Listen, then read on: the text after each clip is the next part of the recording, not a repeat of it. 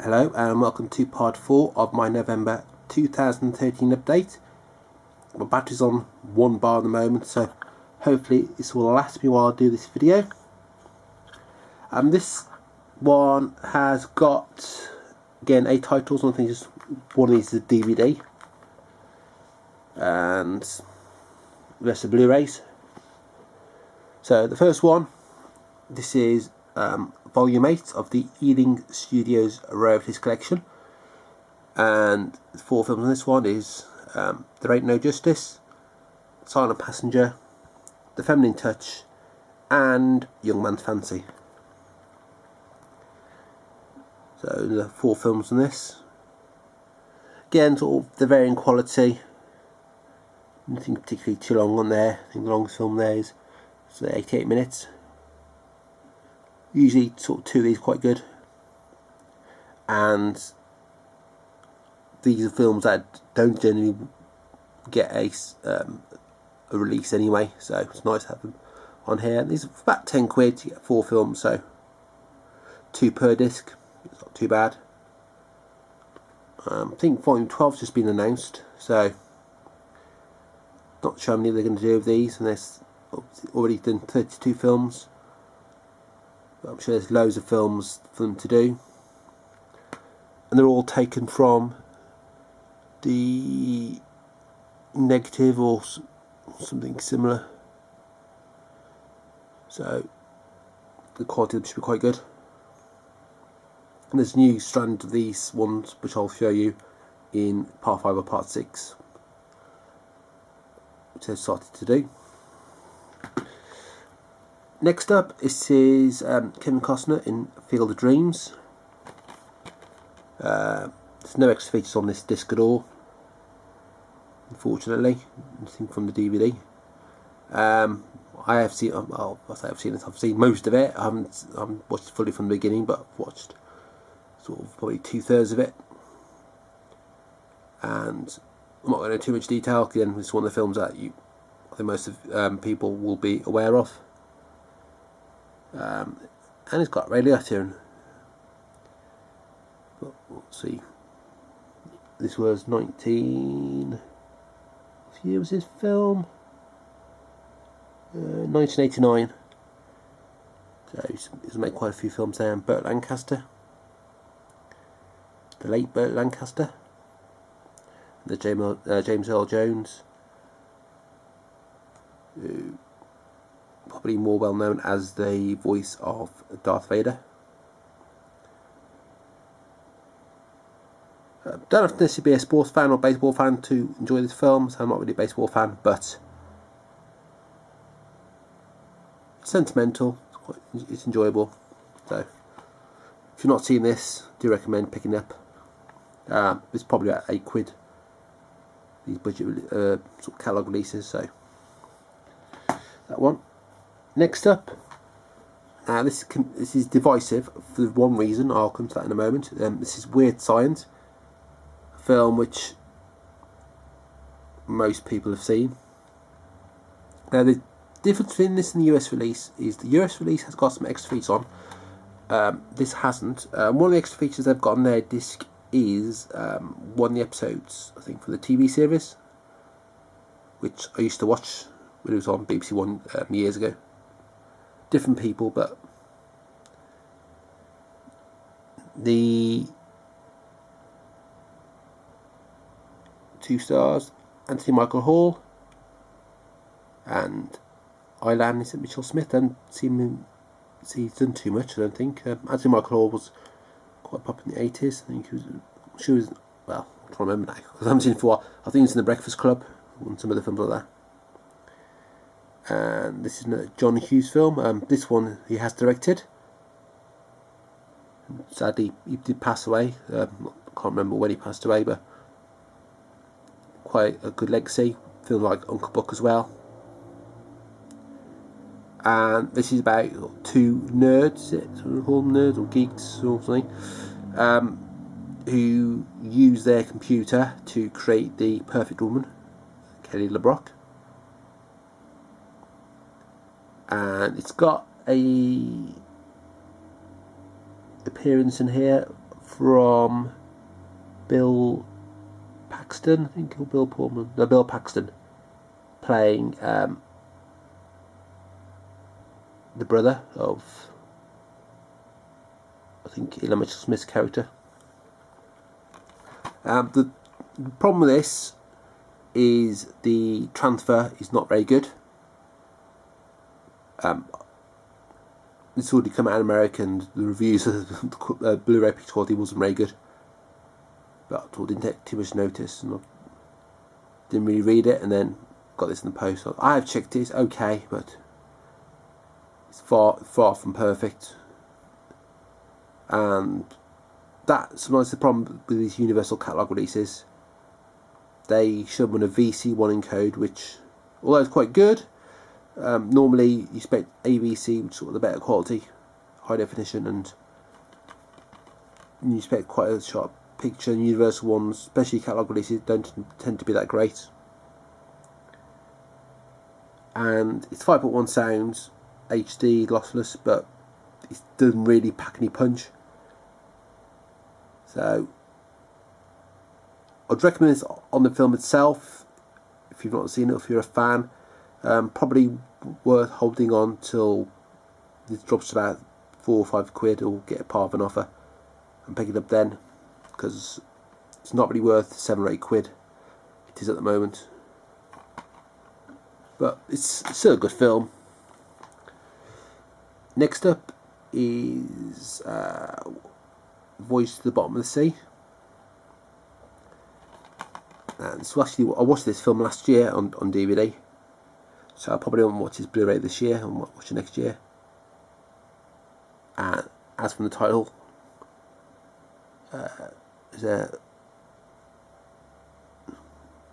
basically going to the bottom of the sea. Is it read that there? So we have to read all that out. Same as the DVD in terms of extra features. So I did enjoy this film. I'm hoping they release Journey to the Centre of the Earth next, because that is a film I really enjoy. Big James Mason fan. Do prefer it to this one, but I say this one's still good. So hoping that's they release more of these older films, because so far there is a few of the ones I've got at the 20th Century Fox Studio Classic DVDs, but there's still a few that I want them to release. I know some have come out, I think, through Odeon Entertainment, but hoping they do release a few more of them. See that when I first saw this, I thought, oh god, the sleeve's ripped, but it's just the plastic. It's got a little tear in it, it's a bit creased, but the sleeve's fine. But yeah, the other one, sort of the same sort of type of film in a way. This is Fantastic Voyage, and again some extra features on here. Not sure. I think Inner Space is a remake of this. Not sure how different the story is, but the main part of it is the same. This one I haven't seen, so I've got an idea what it's about, but I don't know exactly too much about it. But where Inner Space is a bit more comedic, this one isn't. But say if you're a fan of that film, and you like the all 50s, 60s sort of, well, they not really sci-fi film, is it? But in a way, it's probably science fiction, isn't it? But so those kind of films, then do recommend picking this one up. Next up, this is Foals, live at the Royal Albert Hall, a live concert. I'm a fan of Foals. Not really, sort of fortunately lost a bit of track with what's happening in music nowadays.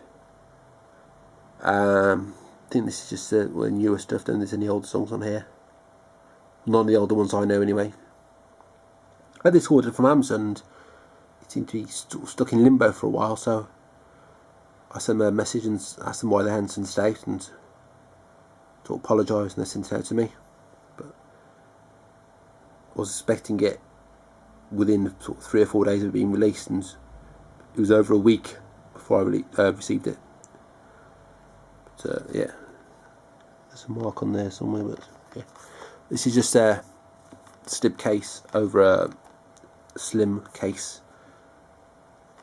So I've not watched this yet, so not got a chance to judge the picture quality. But there's the extra piece on there, so it's a good sort of selection there. Not sure exactly what's songs on there and extra features, but or how long the documentary is. But so if you're a fan of the band, then recommend picking it up. And don't seem to get a lot of music Blu-ray releases, so it's nice when they do put them out. Next up, this was one like 21 Days, the Heineken kidnapping. I picked up fairly cheap. Now I'd already got Samsara. Got that in that 4 for £10 HMV sale a while back, and I've been after this one, and the price had been quite high, been over 10 quid, and I think it was the same price actually for the box set with both films in, but I didn't want to get the other film again because I already got it. So I saw this for, again, I think about £5.80 plus postage, so I picked this up. And I don't know if it's a sequel or how it fits in with Samsara,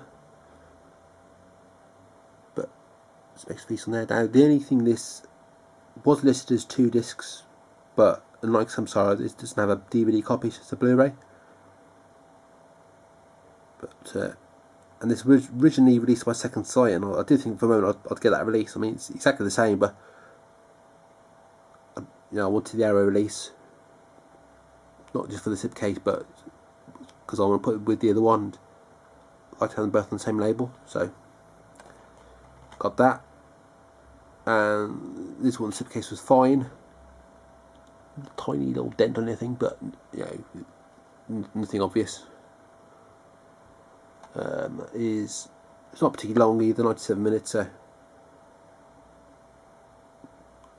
I'll sort of work out which one I need to watch first.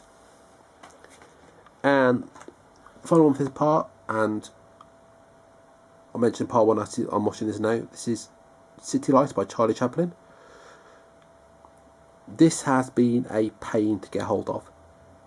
I've got all the other ones, and Park Circus do a lot of cinema distribution, but they don't tend to release any films now. And I've got all the other, I've got obviously a couple of Blu-ray releases to get there, and some of the DVDs I want, but I've got most of them anyway. But this was the only Charlie Chaplin one I didn't have. They haven't released all the Charlie Chaplin films.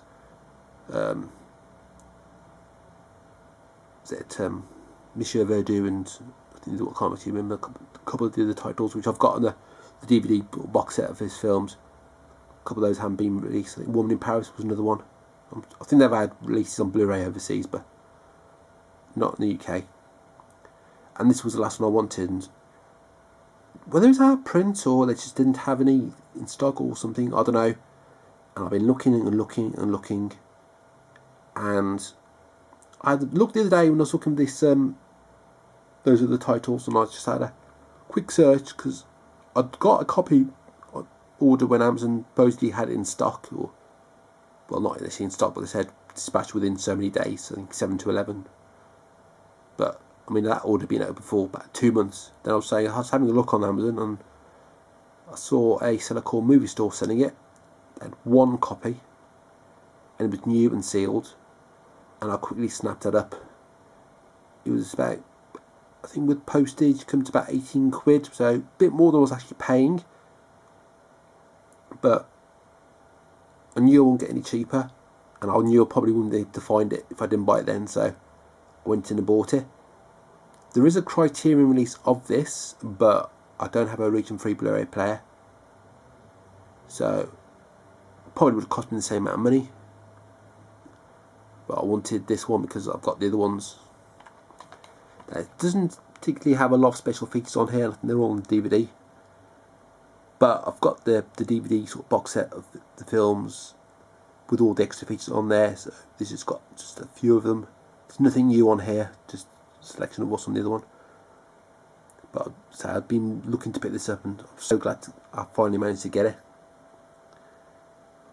So I'm just watching it now. I'm sure there's a scene in this where people have looked on the internet and, well, mentioned on the internet that it looks like someone's using a mobile phone.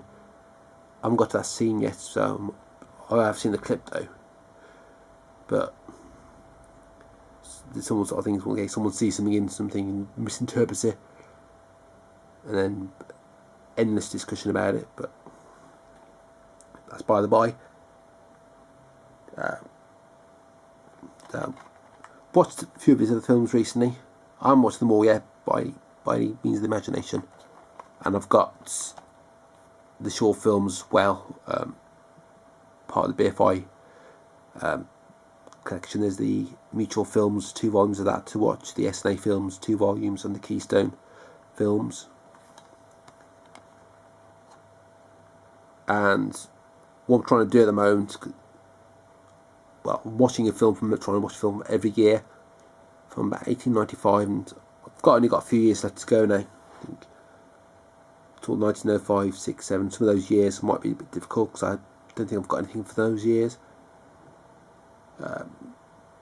And got 1922 left to do as well, which I'm deciding whether to watch Dr. Mabuse, which I haven't seen, which is about 4 hours, or Nosferatu, which I watched last year but on DVD, but there's a Blu-ray release coming out of that shortly from Master Cinema, so I may watch that because that's a bit shorter.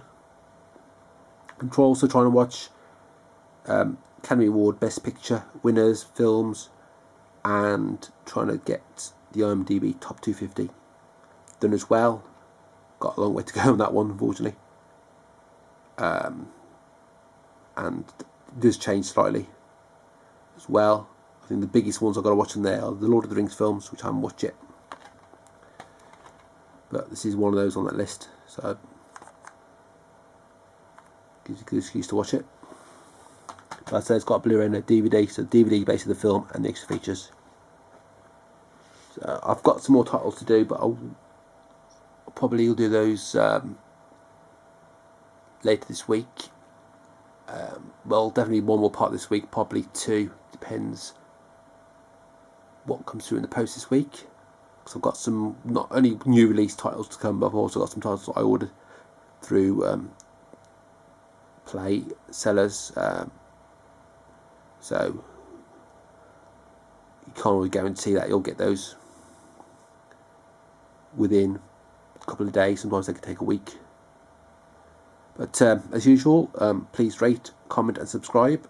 And until my next video, thanks for watching.